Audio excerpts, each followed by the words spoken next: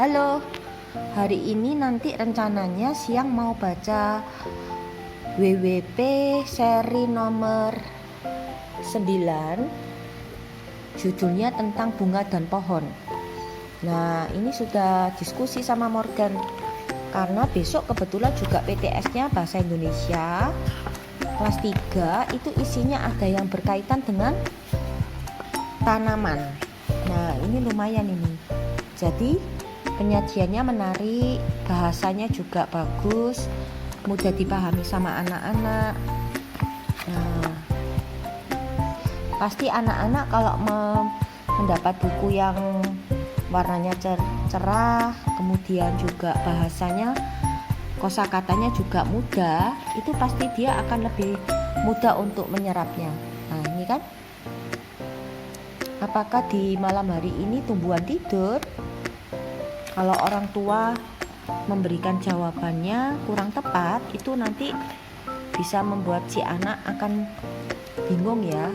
Nah, apakah tumbuhan bernafas? Ini ada kaitannya semua ini. Kebetulan Morgan juga ada tentang proses fotosintesis, oksigen itu apa, karbon dioksida, kemudian tentang perkembangbiakan dengan tunas, dengan umbi. Bagus ini. Oke.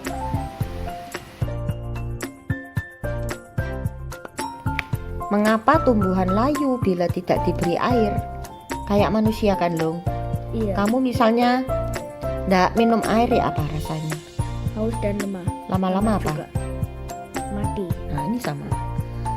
Semua tumbuhan memerlukan air, persis sebagaimana manusia. Jika tidak minum cukup, orang akan Kehausan dan lemah. terus Lama-kelamaan mati. jika tidak memperoleh cukup banyak air, tumbuhan akan lemas dan lunglai. Nah, ini loh, lihatin gambarannya. Kalau tumbuhannya layu, ini belum mati nih. Ini masih lemes, kayak orang itu dehidrasi, kekurangan cairan. Tapi kemudian setelah dikasih air, nah lihatin ini. Jadi subur. Nah, daunnya sudah tidak lemes kan? Sudah berdiri lagi sama. Tapi kenapa? Nah, kenapa? Apa? Kenapa ya kebanyakan tumbuhan yang layu itu daunnya selalu ke bawah? Ya kan kena gaya gravitasi. Gravitasi itu kan pasti ke bawah kan? Iya. Nah, manusia jatuh juga pasti ke bawah. Tidak ada manusia jatuh malah ke atas. Menakutkan. Lihat ini. Nah, ini sudah mati nih.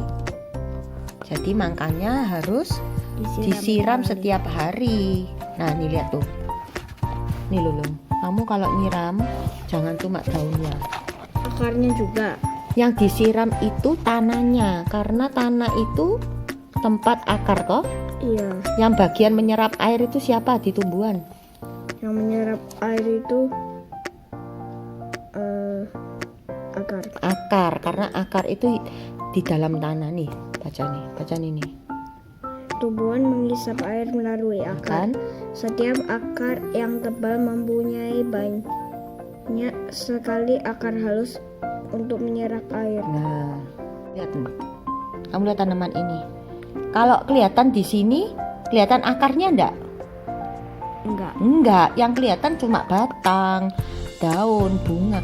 Enggak kelihatan akarnya. Tapi kalau misalnya Alung buka akarnya, sebenarnya itu isinya ini. Ya, akar-akar ini kayak gini. Ya kan? Ya. Jadi kalau kita menyiram itu, yang disiram yang harus terpenting ya anak ini. Ini loh, yang disiram dia adalah bagian tanahnya. Nanti tanahnya akan diserap sama Akar. sama akar. Lihat, kelihatannya batangnya cuman gini, tapi kalau dibuka loh, lihatin ini loh akarnya. Iya. Ini Iya. banyak kayak gini. Makanya kadang ada tumbuhan itu bisa kuat, kalau dicabut kok susah. Itu karena dia mempunyai akar yang kuat, jadi susah untuk dicabut.